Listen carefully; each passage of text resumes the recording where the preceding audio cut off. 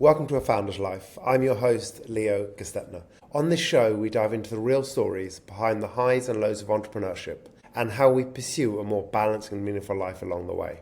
This podcast is brought to you by Thanks, helping founders like us scale with reliable remote talent. Email founders@thanks.com, that's THANKZ.com, with the subject line of Founder's Life for preferred pricing.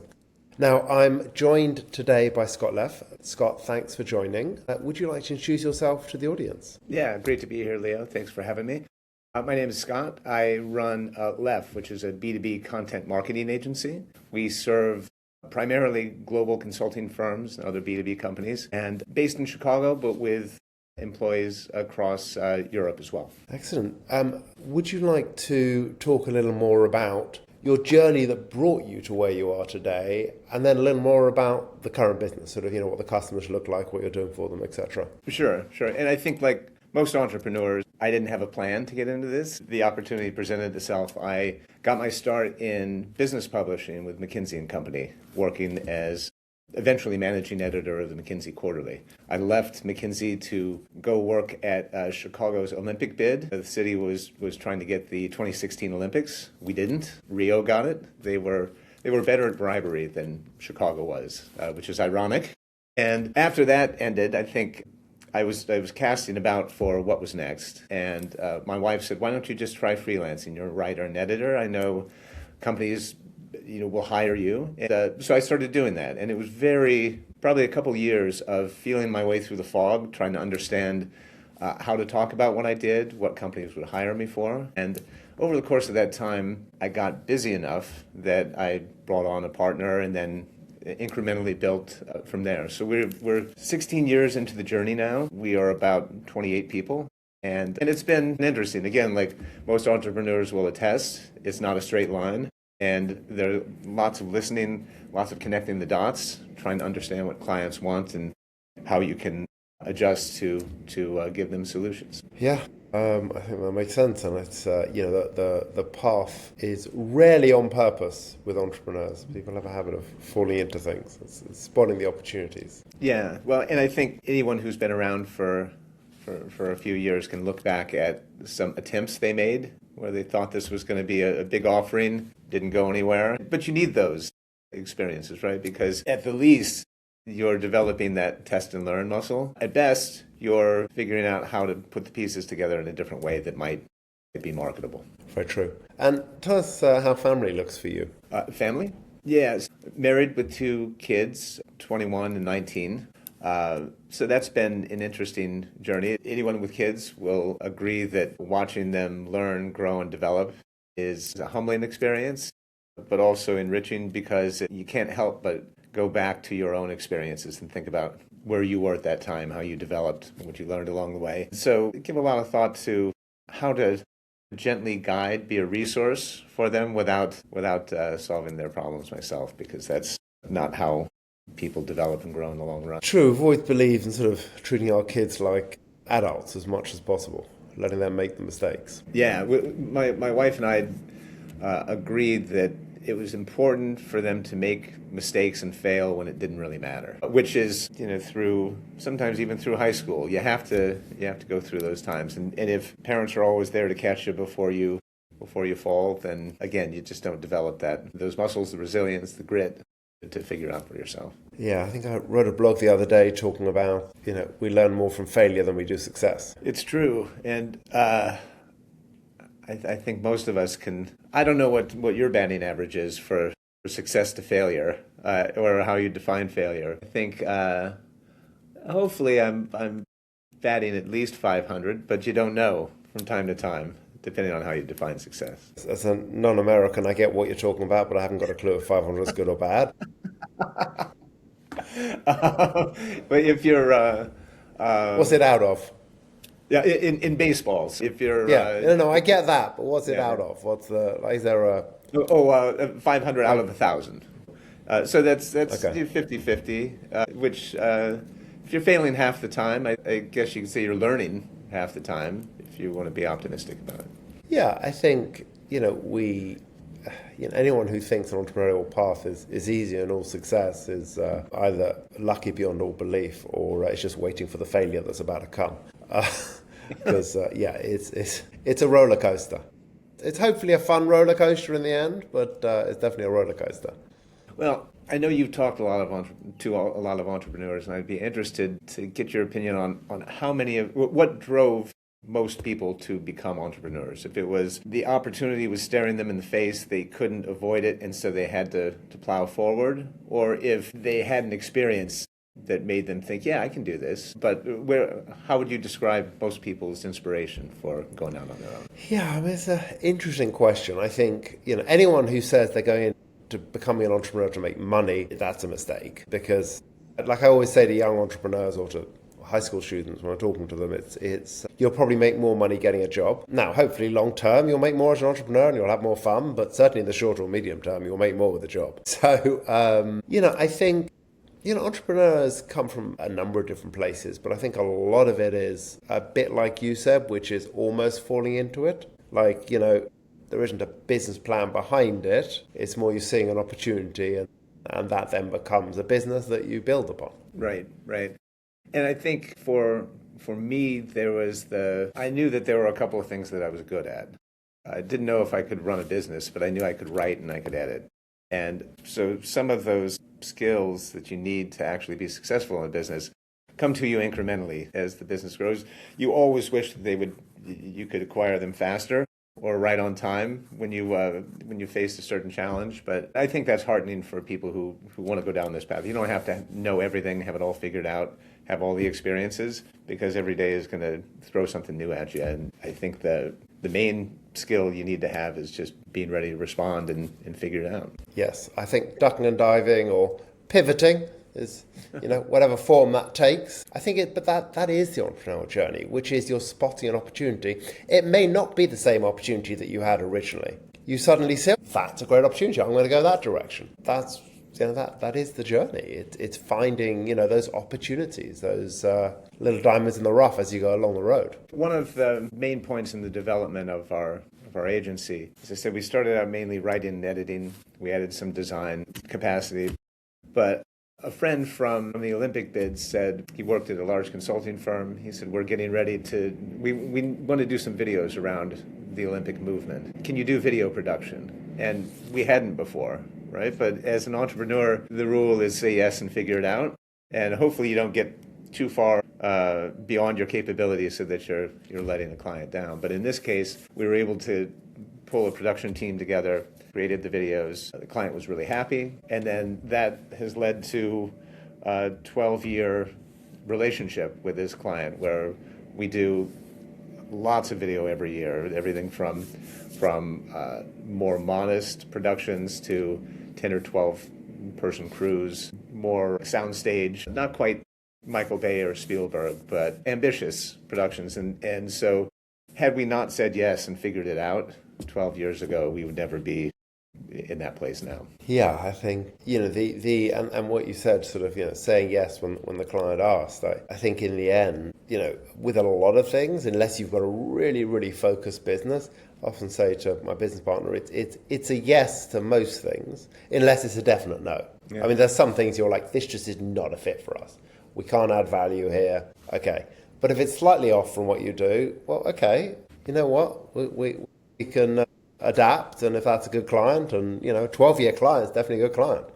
Right. But we also, there have been times we've said yes and then gotten in the middle of a project and thought, how are we going to get out of this? And one was we were asked to do an ambitious online survey that had lots of different options. It was almost like a choose your own journey survey, and the output was an auto-generated PDF, which at the time, now that doesn't seem like that big a deal, but 6-8 years ago, there was lots of coding involved, lots of figuring out a platform, lots of working with a client, trying to manage their expectations. And we eventually got to a great place, and the client was happy, but it's still one of the least profitable projects we've ever done. And we haven't done another one. In part, we'd love to take another one on, but it was it's such an uncomfortable feeling when you realize we are in a place and we don't quite know how to move forward. And you don't want to disappoint the client. You don't want to be in those situations where you're not making money on a project all the time. So it was a valuable learning experience. Yeah, I think that's true. And I think it's the other thing, that wasn't one of those clients, but the other thing I think comes with experience is not being afraid to say no to the wrong client, or not being afraid to fire clients.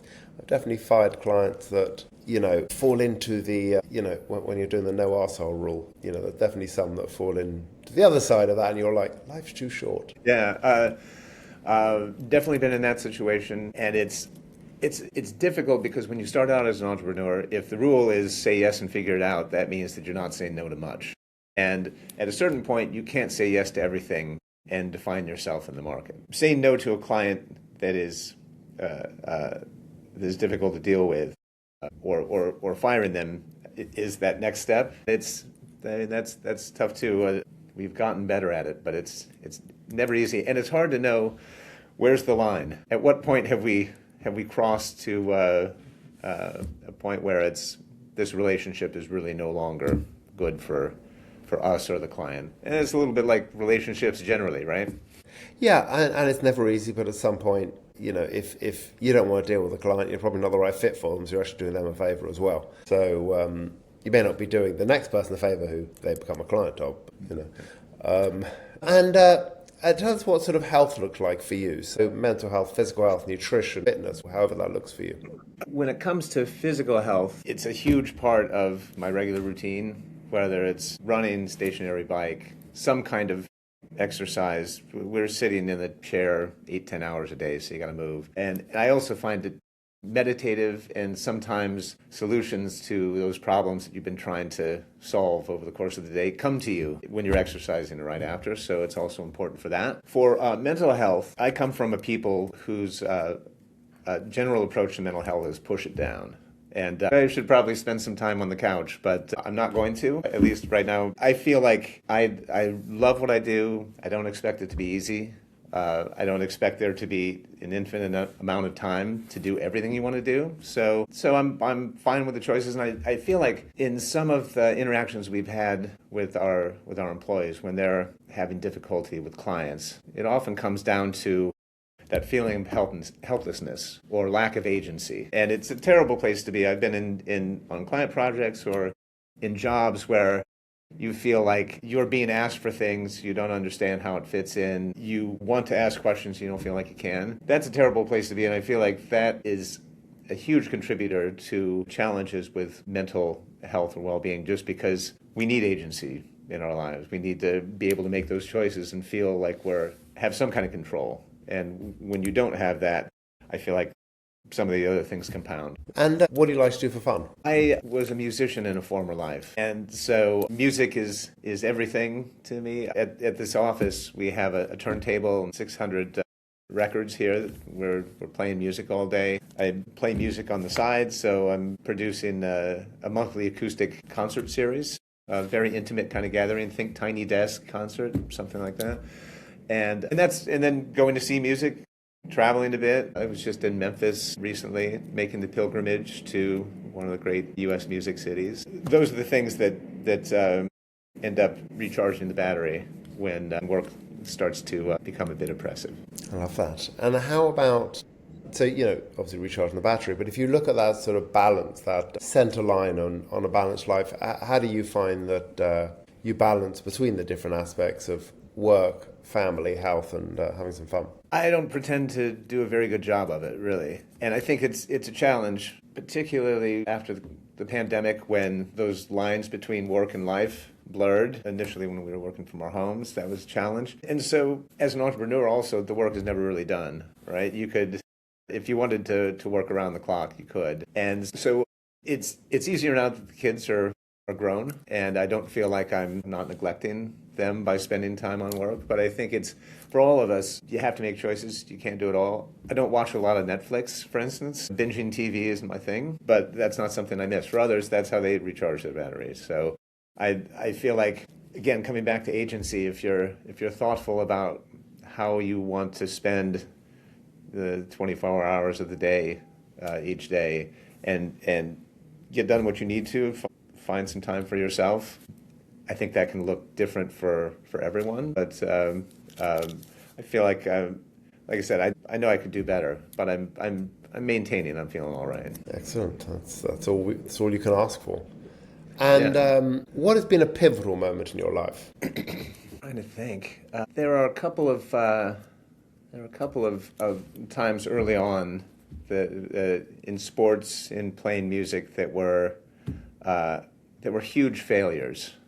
In a somewhat public way, where it felt like the whole world was watching and you didn't quite meet the moment.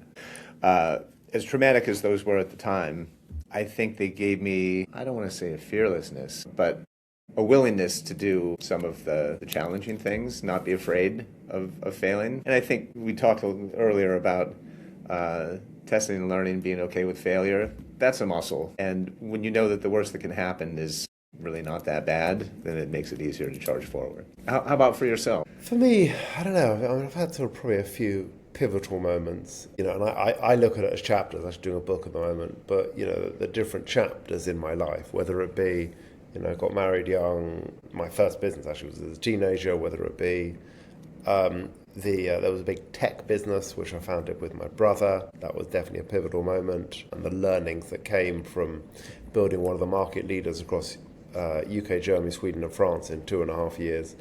Moving to America, 2010, with my family, I sort of moved halfway around the world again. Pivotal, and so many different opportunities, especially for my kids. And another pivotal moment is the COVID and the relationship with the kids. And then the chapter I'm on now as a sort of digital nomad, and as I sort of move forward to the next stage of my life. Now my kids have left home. So I think for me, those pivotal moments are chapters. And there've definitely been a few. And there'll hopefully be more. I'm enjoying the journey, wherever it takes me. Your answer was much better. Can I have a do-over?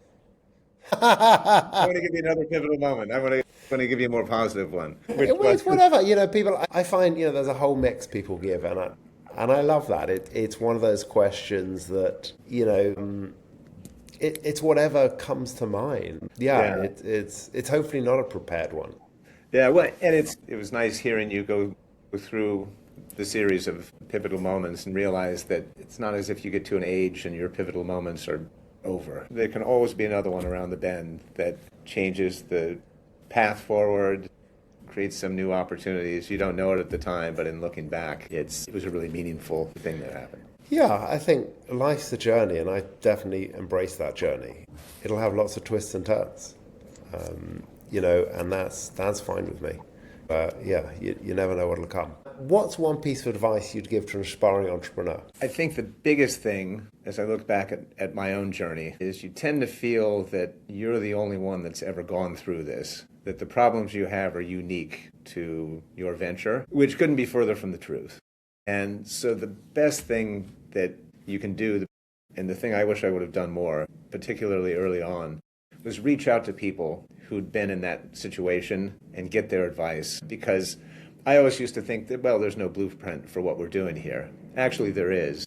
Lots of people have done it already, and they can help you and save you some time. I guess in the age of ChatGPT, you could just put it into the bot, but it's also helpful to talk with people, have that group of entrepreneurs, advisors, friends, whatever you'd want to call them, to talk through these things, because that's also a process, and it's a little bit of therapy, and it can make you feel much better that you're not alone in this journey and that others have been there before. That's very true. The other thing I think to add to exactly what you're saying, which is people are happy to help. I mean, for example, I've had 100 plus people on the podcast, and every single person when I've asked that question has said, reach out to me, happy to chat. So that's my next question is, how can people find you? Well, you can find us at leffcommunications.com, on LinkedIn and other places. If any aspiring entrepreneurs want to talk, I'm always around. I've benefited so much from the generosity of others, so I want to repay the favor.